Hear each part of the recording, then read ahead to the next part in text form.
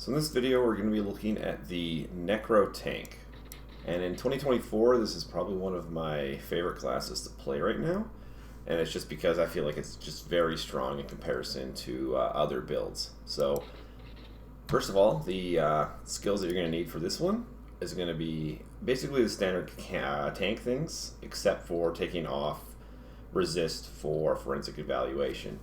And one of the nice buffs that's happened somewhat recently is that for melee necros, so ones that aren't actually using spells, and what I mean by spells, like offensive spells. So if we look in the Necro book and we say Magic Skull, those kind of things, like if you're actually casting spells to do damage, you don't actually need, if you're not using those, you no longer need Spirit Speak in order for your things to be effective.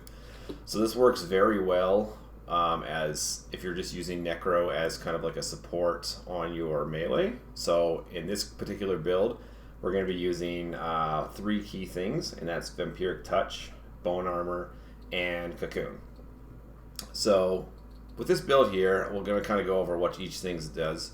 The forensic evaluation is for the Necro skills, so you're going to get the full benefit of these 3 particular things here.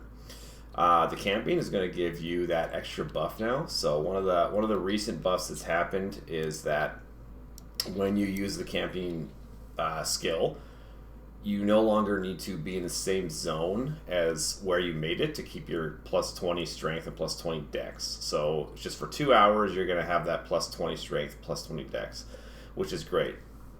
In the past, if you had left any zone, it would have reset and you'd have to rebuild your campsite, and it was kind of annoying to do that.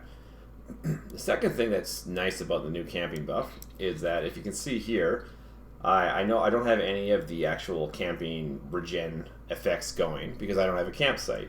And in the past, what you would have to do is make a campsite for every single place you went to, which could be kind of annoying if you're just clearing mobs and you don't want to do that. So one of the things that's been added is this new torch, and as you can see here, if you put it on, you automatically get all of the buffs, like the regeneration effects from it. So now you can run around wherever you want. You don't have to worry about a campsite, and you just have those things. So camping is very strong now. So that's what camping's for. And then we have our anatomy and our healing, parry, and swords. Everything else is pretty standard dexters. So the other benefit is that parrying and whatnot, along with unwavering stance. So once you get to a certain level of parrying, I believe it's 80, but I can't quite remember that, but once you get around 80 parrying, you can use this unwavering stance, and what it's going to do is basically make you a lot slower, so you're going to move slower, and you have to be off unmounted, but it's going to raise your armor rating quite a bit. So you can see we went from 78 to 108. It's also going to allow you to use Taunt, and Taunt is going to give you stacks of unwavering stance, which is going to make you have even more AR. So the idea here being is that you're just going to be super tanky, and with the Necro, you're going to get Bone Armor. So Bone Armor is going to raise your AR even more. As you can see, now we're at 123. Vampiric Touch is a life leech, which is just amazing, an amazing skill. So basically, with every hit, you're going to get some of that portion of that back, including if you're poisoned. So if you're fighting really difficult mobs that poison, this is going to keep your health up while you're trying to cure. So you can use that.